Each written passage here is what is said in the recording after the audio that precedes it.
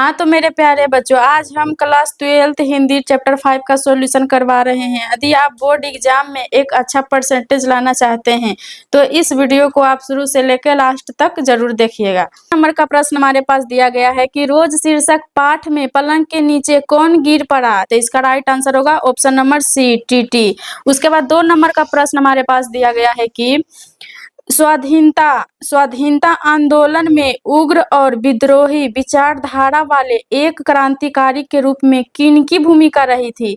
तो इसका right answer होगा ऑप्शन नंबर सी, सच्चिदानंद हीरानंद बादशाह अज्ञे जी का। उसके बाद 3 नंबर का प्रश्न हमारे पास दिया गया है कि अज्ञे जी ने नियमित लेखन कब शुरू किए थे। तो इसका राइट आंसर होगा ऑप्शन नंबर बी, 1920 ईस्वी के बाद। उसके बाद 4 नंबर का प्रश्न हमारे पास दिया गया है कि अज्ञे जी की पहली कहानी इलाहाबाद की किस पत्रिका में प्रकाशित हुई थी। तो इसका राइट आंसर होगा ऑप्शन नंबर बी, सेवा में। उसके बाद 5 नंबर का प्रश्न हमारे पास दिया गया है कि शेखर की जीवनी शीर्षक उपन्यास के कितने भाग में लिखी गई है। तो इसका राइट आंसर होगा ऑप्शन नंबर ए, 2 भागों में लिखी गई है। उसके बाद 6 नंबर का प्रश्न हमारे पास दिया गया है कि मालती के बच्चे का क्या नाम था। तो इसका राइट आंसर होगा ऑप्शन नंबर ए, टीटी। उसके बाद 7 नंबर का प्रश्न हमारे पास दिया गया है कि निम्न में किस कहानी में गैंग्रीन का उल्लेख किया गया है। तो इसका राइट आंसर होगा ऑप्शन नंबर बी, रोज में। उसके बाद 8 नंबर का प्रश्न हमारे पास दिया गया है कि मालती किस कहानी की पात्रा है। तो इसका राइट आंसर होगा ऑप्शन नंबर बी, रोज कहानी की। उसके बाद 9 नंबर का प्रश्न हमारे पास दिया गया है कि रोज शीर्षक कहानी में किसने पूछा तुम कुछ पढ़ती लिखती नहीं हो। तो इसका राइट आंसर होगा लेखक ने, ऑप्शन नंबर ए। उसके बाद 10 नंबर का प्रश्न हमारे पास दिया गया है कि सच्चिदानंद हीरानंद बादशाह अज्ञे द्वारा लिखी हुई कहानी कौन सी है। तो इसका राइट आंसर होगा ऑप्शन नंबर बी, रोज। उसके बाद 11 नंबर का प्रश्न हमारे पास दिया गया है कि अज्ञे मूलतः क्या थे। तो इसका राइट आंसर होगा अज्ञे मूलतः कहानी कारक थे, ऑप्शन नंबर सी। उसके बाद 12 नंबर का प्रश्न हमारे पास दिया गया है कि अज्ञे जी इंटर कहाँ से किए थे। तो इसका राइट आंसर होगा ऑप्शन नंबर ए। उसके बाद 13 नंबर का प्रश्न हमारे पास दिया गया है कि अज्ञे जी की पहली कहानी कब प्रकाशित हुई थी। तो इसका राइट आंसर होगा ऑप्शन नंबर बी, 1924 में। उसके बाद 14 नंबर का प्रश्न हमारे पास दिया गया है कि माहेश्वर की पत्नी की क्या नाम था। तो इसका राइट आंसर होगा ऑप्शन नंबर ए, मालती।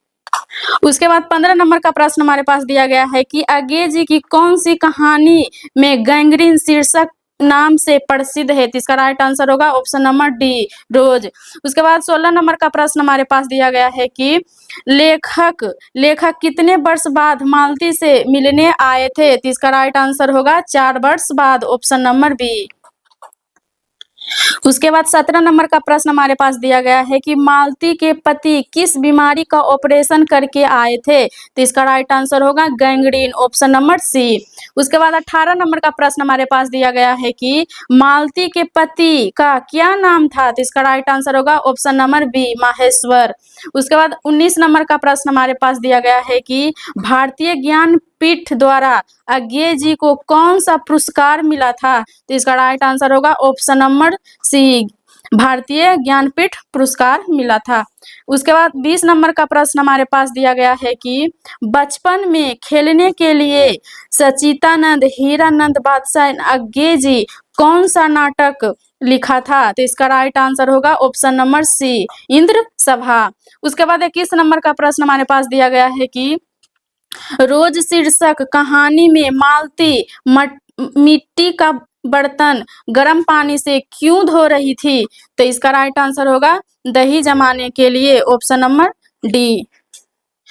उसके बाद 22 नंबर का प्रश्न हमारे पास दिया गया है कि माहेश्वर कौन सा फल लेकर आया था। तो इसका राइट आंसर होगा ऑप्शन नंबर ए, आम।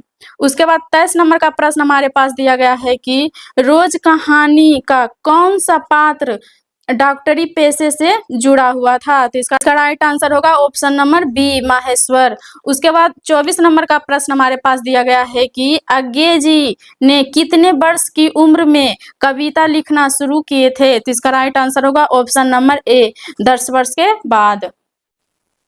उसके बाद 25 नंबर का प्रश्न हमारे पास दिया गया है कि मालती का पति क्या है। तो इसका राइट आंसर होगा ऑप्शन नंबर ए, डॉक्टर थे। उसके बाद 26 नंबर का प्रश्न हमारे पास दिया गया है कि तार सप्तक का संपादक कौन है। तो इसका राइट आंसर होगा ऑप्शन नंबर डी, अज्ञे जी। उसके बाद 27 नंबर का प्रश्न हमारे पास दिया गया है कि अज्ञे जी किस वाद से संबंधित थे। तो इसका राइट आंसर होगा ऑप्शन नंबर बी, प्रयोगवाद से संबंधित थे।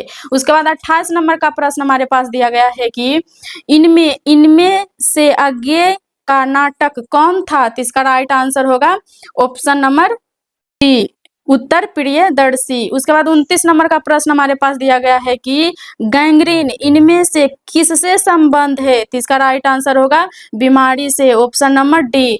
उसके बाद 30 नंबर का प्रश्न हमारे पास दिया गया है कि मालती महेश्वर की संतान का क्या नाम है। तो इसका राइट आंसर होगा ऑप्शन नंबर बी, टीटी।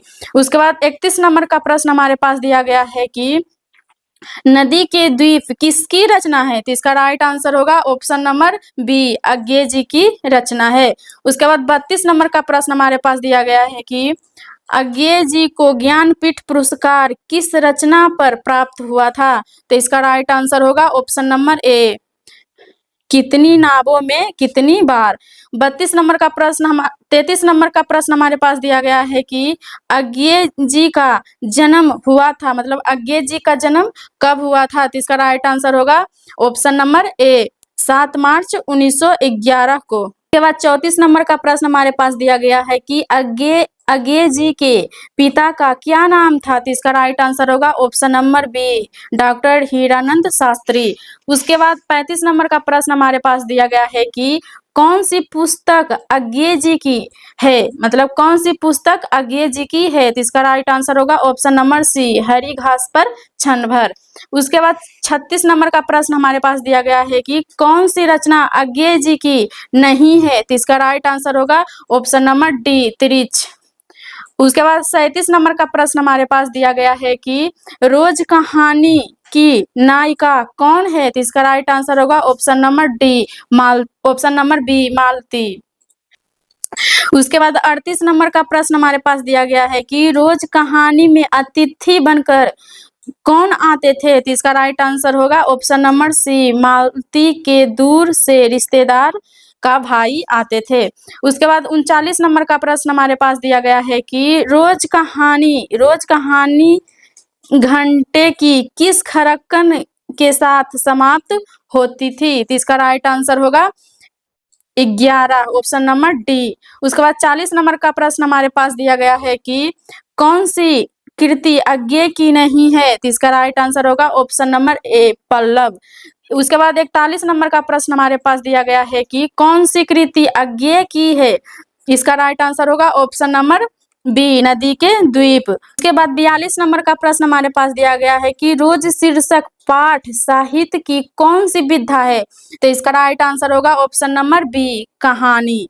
उसके बाद 43 नंबर का प्रश्न हमारे पास दिया गया है कि उत्तर प्रियदर्शी नाटक के नाटककार हैं। तो इसका राइट आंसर होगा ऑप्शन नंबर बी, अज्ञे जी।